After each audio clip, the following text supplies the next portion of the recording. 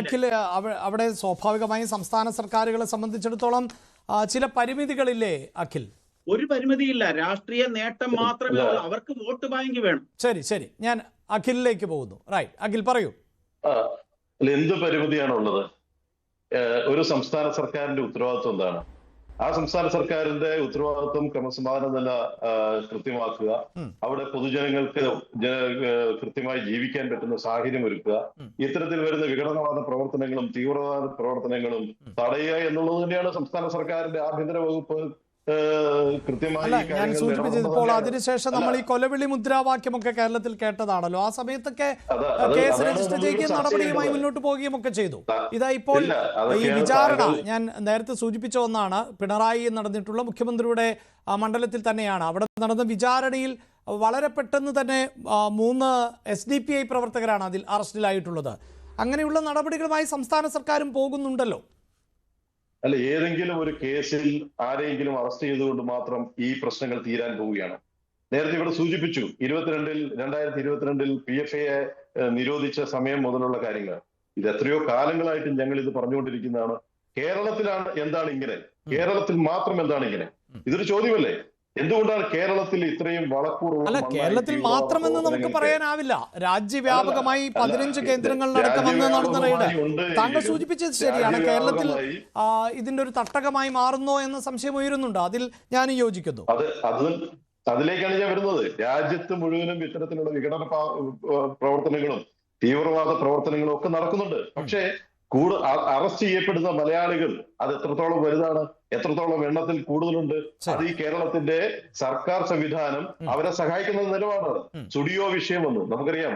Operation സിന്ദൂറില് ഈ വിഘടനവാദ തീവ്രവാദ പ്രസ്ഥാനങ്ങൾ SDPI, പോപ്പുലർ ഫ്രണ്ട്, അല്ലെങ്കിൽ അത്തരത്തിലുള്ള ജമാഅത്തെ ഇസ്ലാമി, PDPI പോലുള്ള തീവ്രവാദ സംഘടനകളുടെ നിലപാടെന്തായിരുന്നു? രാജ്യത്തിനൊപ്പമായിരുന്നത്. അവർ രാജ്യത്തിനൊപ്പമല്ലായിരുന്നു. അവർ പാകിസ്ഥാന് വേണ്ടിയിട്ടും അല്ലെങ്കിൽ താലിബാന് വേണ്ടിയിട്ടും ഒക്കെ പ്രവർത്തിക്കുന്ന, അവർക്ക് വേണ്ടി വാദിക്കുന്ന ഈ കേരളത്തിന്റെ മണ്ണിൽ, ഈ രാജ്യത്ത് നിന്നുകൊണ്ടാണ് അവർ ഇത്തരത്തിലുള്ള നെറുകേടുകൾ ചെയ്തുകൊണ്ടിരിക്കുന്നത്. ഇപ്പൊ നമുക്കറിയാം, ഇപ്പൊ ഈ ലൈവ് തുടങ്ങുന്നതിന് മുമ്പ് ഭാരതാംബ വിഷയവുമായി ബന്ധപ്പെട്ടുകൊണ്ട് ഗവർണർ അവിടെ ഛായാദിത്യം വെച്ചതുമായി ബന്ധപ്പെട്ടുള്ള ചർച്ചകൾ നടന്നു. എന്താണ് CPM-ഉം കോൺഗ്രസും അതോടൊപ്പം തന്നെ SFIയും DYFIക്കും കൂടെ കാണിച്ചു കൊടുക്കുന്നത്?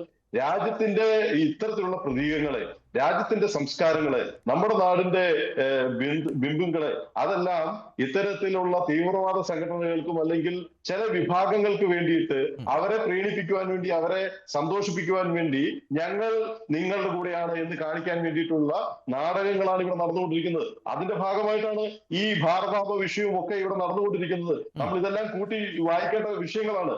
അതോടൊപ്പം തന്നെ നമ്മൾ കേരളത്തിൽ ചർച്ച ചെയ്ത വിഷയമാണ് ലഹരി ജിഹാദ്. ലഹരിയുടെ പേരിൽ യുവാക്കളെ, യുവതികളെ ആകർഷിച്ചുകൊണ്ട് മത തീവ്രവാദ പ്രവർത്തനങ്ങൾക്ക് ഉപയോഗിക്കുന്നു. ലവ് ജിഹാദ് ഈ കേരളത്തിൽ ചർച്ച ചെയ്യപ്പെട്ടതാണ്. നമ്മുടെ കേരളത്തിലെ പല ക്രൈസ്തവ മത പുരോഹിതന്മാരും ആ വിഷയത്തിൽ കൃത്യമായ നിലപാടെടുത്ത ആളുകളാണ്. എന്താണ് ഈ കേരളത്തിന്റെ രാഷ്ട്രീയ പ്രസ്ഥാനങ്ങൾക്ക്, കോൺഗ്രസിനും കമ്മ്യൂണിസ്റ്റ് പാർട്ടിക്കും പറയാനായിട്ടുള്ളത്? ഇന്ന് കേരളം ഭരിക്കുന്ന CPM-ന് എന്താണ് പറയാനായിട്ടുള്ളത്? അപ്പോ കേരളത്തില് മലയാളികൾക്കുള്ളിൽ ഇങ്ങനെ ഒളിഞ്ഞിരിക്കുന്ന, നേരത്തെ അനിൽ സാർ സൂചിപ്പിച്ച പോലെ, അവർ ഉറങ്ങിക്കിടക്കുകയല്ല, അവർ ഉണർന്നിരിക്കുകയാണ്. ഈ കേരളത്തില് അല്ലെങ്കിൽ നമ്മുടെ രാജ്യത്ത് മത രാഷ്ട്രം കൊണ്ടുവന്നുകൊണ്ട് വിഘടനവാദ പ്രവർത്തനങ്ങൾ നടത്തിക്കൊണ്ട് അവരുടെ കയ്യിൽ നിർത്തണം. അതിനു വേണ്ടിയിട്ടുള്ള പ്രവർത്തനങ്ങളുമായി അവർ മുന്നോട്ട് പോകുമ്പോൾ അതിനെ കണ്ടില്ലെന്ന് നടിച്ചുകൊണ്ട് വോട്ട് ബാങ്ക് ലക്ഷ്യം വെച്ചുകൊണ്ട് നടത്തിയിരിക്കുന്ന പ്രവർത്തനങ്ങളുടെ വിലയാണ് നേരത്തെ ഇവിടെ സൂചിപ്പിച്ചു. പോലീസിലെ പച്ചവെളിച്ചം. ആ പച്ചവെളിച്ചങ്ങൾ ഒരുപാടുണ്ട്. അത്തരത്തിൽ സഹായിക്കുന്ന ആളുകളുണ്ട്. പല കേസുകളിലും അവർക്ക് മുൻപേ അറിയിപ്പുകൾ കൊടുക്കുന്ന ആളുകളുണ്ട്. കോട്ടയം ജില്ലയിൽ ഉണ്ടായിട്ടുണ്ട്, എറണാകുളം ജില്ലയിലും ആലപ്പുഴ ജില്ലയിലും രഞ്ജിത്ത് ശ്രീനിവാസന്റെ കൊലപാതകവുമായി ബന്ധപ്പെട്ടുകൊണ്ട് പലതരത്തിലുള്ള സഹായങ്ങളും പോലീസിൽ നിന്നുണ്ടായി. പാലക്കാട് ശ്രീനിവാസേട്ടന്റെ കൊലപാതകവുമായി ബന്ധപ്പെട്ടുകൊണ്ട് ഇത്തരത്തിലുള്ള സഹായങ്ങളുണ്ടായി. നിങ്ങൾ ഓർക്കുന്നുണ്ടാവും, അശ്വിനി കുമാർ ബസ്സിൽ യാത്ര ചെയ്യുമ്പോൾ LDF തീവ്രവാദികൾ ബസ്സിൽ കയറി കൊല ചെയ്തിട്ടുള്ള നമ്മുടെ അദ്ദേഹത്തിന്റെ കൊലപാതകത്തിൽ ആ സമയത്ത് ഇത്തരത്തിലുള്ള പോലീസ് സംവിധാനങ്ങൾ LDF-നെ സഹായിക്കുന്ന നിലപാടുകൾ എടുത്തു. അശ്വിനി കുമാറിന്റെ കൊലപാതകത്തിൽ ഇത്തരത്തിലുള്ള സഹായങ്ങൾ പോലീസിന്റെ ഭാഗത്തുനിന്നുണ്ടായി. സർക്കാരിന്റെ ഭാഗത്തുനിന്ന് പോലും ഇവരെ സംരക്ഷിക്കുന്ന നിലപാട് ഈ കേരളത്തിലുണ്ട്, രാജ്യത്തുണ്ട്.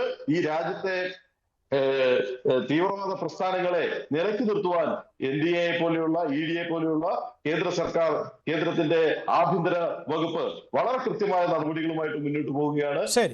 ശ്രീ ജോർജ് ജോസഫ്, അവിടെയാണ് ഈ സൂചിപ്പിക്കുന്ന പോലെ തീർച്ചയായും അങ്ങനെ കേരളത്തിൽ മാത്രമായിരുന്നു PFIയുടെ പ്രവർത്തനങ്ങളെന്ന് നമുക്ക് പറയാൻ സാധിക്കില്ല. പക്ഷേ അതിന്റെ പിടിയിലായിട്ടുള്ള താങ്കൾ നേരത്തെ സൂചിപ്പിച്ച ചില പേരുകൾ അടക്കമൊക്കെ പരിശോധിക്കുമ്പോൾ നിരവധി മലയാളികൾ ഉണ്ട്. മാത്രവുമല്ല, ഈ തീവ്രവാദ